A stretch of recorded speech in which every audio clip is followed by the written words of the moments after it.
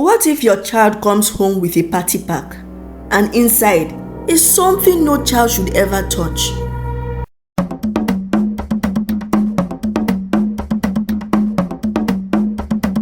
Tonya was just 23 years old when she gave birth to her daughter Zuri, a beautiful girl with bright eyes and soft curly hair. Tonya was not like most mothers. She loved to express herself online, post videos, and say her mind without caring what anybody thought. She called herself a Gen Z mama with vibes on TikTok, and she had over 300,000 followers who watched her dance, do makeup, talk about motherhood, and sometimes share relationship advice. Zuri's first birthday was coming, and Tonya wanted to do something different. She didn't want a small family gathering. She wanted a big party, something that would go viral, something that people would never forget. She started planning the birthday 2 months in advance.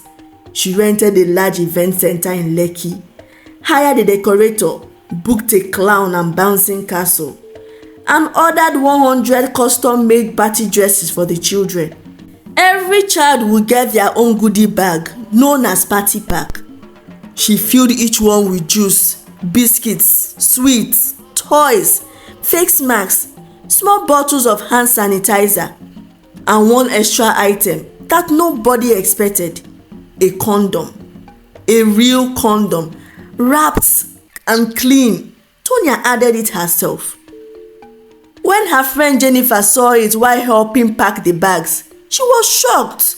"Tonya, what is this?" Jennifer asked, picking up the party pack and holding up the condom. Tonya laughed. "It's just vibes." "Vibes? You put condom in a baby's party pack? Are you mad?" Tonya rolled her eyes. "You see, most of the people coming are young parents. I'm just trying to be real. Some of them still do anyhow without protection. Let them use this as a reminder, abeg. Please, don't stress me." Jennifer didn't say much after that. She had known Tonya for years, and once Tonya made up her mind, she rarely listened to anyone. The day of the party came. It was grand.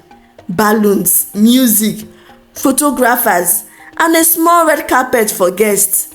Even a cotton candy machine was close by. Everyone was having fun. Children ran around in their little custom birthday outfits, while their parents laughed and took pictures. Food and drinks were plenty. Tonya wore a white jumpsuit with glitters on her eyelid.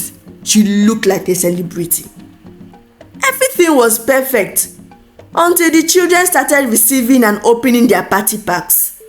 One mother, Mrs. Linda, screamed so loudly that the DJ stopped the music. She has seen her 5-year-old daughter holding a condom and blowing it like a balloon. "What nonsense is this?" she shouted, waving the pack in the air. A crowd began to gather. Another father, Mr. Andrew, came forward, also angry. "Is this what we came here for? Condoms in a baby birthday party? Are you sick or something?" Tonya tried to calm them. "Relax. It's not a big deal. It's better safe than sorry. Some of you parents need it more than the kids need sweets or lollipops." The guests didn't find her words funny. Videos started flying on social media. Within hours, blog picked up the story. Lagos Gen Z mom adds condom to baby's party packs. It was everywhere. People who had never heard of Tonya before started watching her old videos, dropping insults in her comment section. "You are not fit to be a mother. Shame on you, clout chaser." Her own mother, who lived in Benin, called her crying. "Tonya, what have you done? Is this how I raised you?" But Tonya wasn't ready to apologize. She made a video the next morning. "Well, guys, I don't regret anything. Let's stop pretending. Many of you had your children because you didn't use protection. I added condoms to the party packs to help young people protect themselves. What's my offense? They were not meant for kids, but for their parents. And if you are angry, maybe because you are guilty. That video got over 1 million views in 3 hours, but it still didn't help. Soon, a group of mothers in her estate held a meeting. They planned to ban Tonia's daughter from playing with their children. The daycare Zuri attended sent a notice that she was no longer welcomed. Sponsors pulled back from collaborating with Tonia. Even her TikTok account got suspended for community guidelines violation. Things were going downhill fast. Tonia stayed indoors for 2 weeks. She tried to act like everything was fine, but inside she was breaking. No one was buying her product anymore. No one called her for content deals. Her daughter's father, who had not even come to the birthday party, sent her a text that he wanted full custody of Zuri. Tonia stared at the message on her phone for a long time as she read it again and again. I want full custody of Zuri. You are not mentally stable enough to raise her. That was the message her baby daddy sent. The words stung Tonia like hot pepper in her eyes. This was Chris, the same man who begged her not to abort Zuri's pregnancy, who said he wanted to co-parent but disappeared as soon as Zuri was born. Now he was showing concern. Tonia dropped the phone on the bed and buried her face in her hands and cried. Tonia had always felt like she had something to prove. She didn't grow up with much. Her father left when she was just 5 years old. Her mother did her best, but they barely had enough. Tonia promised herself that she would make a name for herself, be different, make money, and never be broke again. And for a while, it seemed like it was working. She built an online community. Her followers loved her boldness. She was the girl who said the truth, the one who didn't fake anything. But now, that same boldness had turned into a weapon against her. Tonia got up from the bed and walked to her daughter's room. Zuri was sleeping. Tonia sat beside her and stared for a long time. She touched Zuri's hair and whispered, I just wanted to do something different. I wanted them to remember your birthday, but all people remembered was the condom. The next day, a letter came from the Ministry of Women Affairs and Child Protection. Someone had reported Tonia. She was being investigated for exposing minors to inappropriate content and endangering child's welfare. At first, Tonia thought it was a joke. But when the officers knocked on her door the following week, she knew it was serious. They came with papers. They asked her questions. They took photos of her and her house. They asked her for her daughter's birth certificate and school records. One of the officers, a middle-aged woman with hard face, looked at Tonia and said, Look at her. You think motherhood is content? But Tonia had no answer. 1 week later, Tonia was invited to appear before a disciplinary panel. That same week, her TikTok account was permanently banned. Her Instagram page lost over 80,000 followers in 3 days.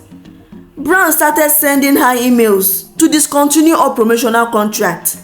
Tonia was going broke.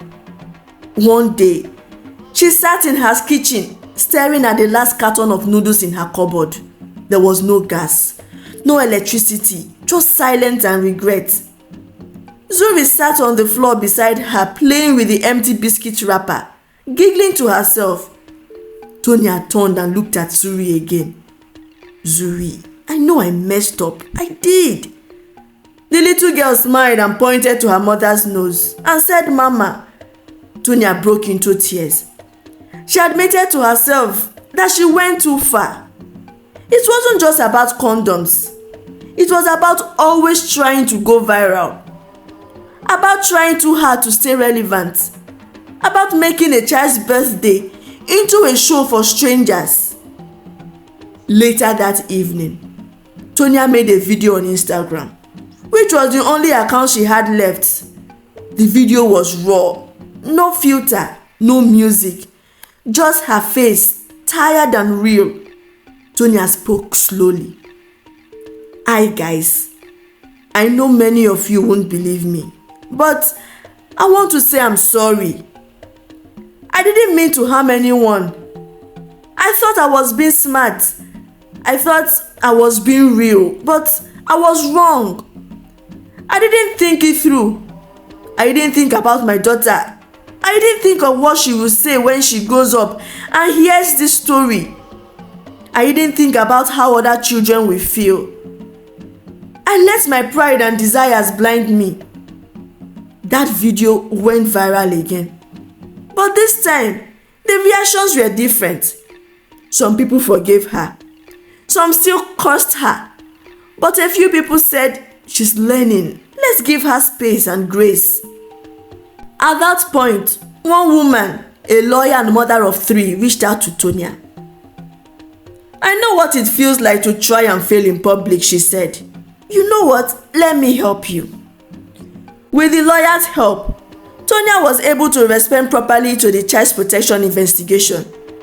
The lawyer helped her write an official apology, attend to hearings, and prove that she was not a danger to her child. Eventually, the case was dropped, but with a warning. Chris, her baby daddy, didn't show up again. He didn't press for custody, maybe because he saw that Tonya was trying. Soon, Tonya moved into her cousin's house in Ajah for some time. She got a job as a virtual assistant. A quiet work, not glamorous, but at least it paid. She stopped posting on social media for a while. No more parties, no more trying to impress the internet. She just focused on Zuri, waking up early, feeding her, dressing her up, taking her to the new daycare near the house. And sometimes, when Tonya scrolled through her gallery and saw the pictures from the birthday party, Tonya would sigh. Like, seriously? What was I even thinking? What's the moral lesson of this story? This story teaches that not every idea needs to go viral. In a world where clout and likes often seem more important than values and consequences, it's easy to forget that children are not props and motherhood is not content. There's a thin line between being bold and being careless. And once that line is crossed, the damage can go far beyond the internet. Every action we take, especially as parents, reflects on our children. Let wisdom lead, not just trend. Let's try as much as possible to protect our kids' innocence and use influence wisely.